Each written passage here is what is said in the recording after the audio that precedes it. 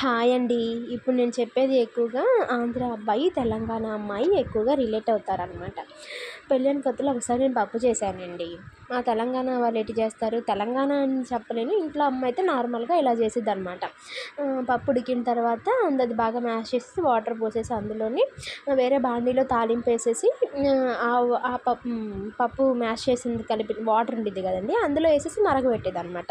కానీ మా వారు వాళ్ళు ఎలా చేస్తారంట, పప్పు ఉడికిన తర్వాత మ్యాష్ చేసి అందులో వాటర్ పోసేసి దాన్ని బాగా తెరలబెట్టి వేరే ఒక దాంట్లోని తాలింపేసేసి దాన్ని ఈ పప్పులో ఏసేస్తారంట. నాకైతే రుచి అని తేడా, టేస్ట్‌లో అయితే ఏం తేడా అనిపించలేదు. ఎందుకంటే నాకు పప్పు ఎలా ఉన్నా నచ్చదు. హాస్టల్ లైఫ్ కదా! అసలు పప్పు అంటేనే విరక్తి. కానీ మా వారు మాత్రానికి ఈ పప్పు అనే కాదండి, చాలా వంటకాలకి ఇది ఇట్లా తెలంగాణలో ఇలా చేస్తారు, ఆంధ్రాలో ఇలా చేస్తారని చెప్పేవాడు. ఏమో నాకు తెలీదు మరి.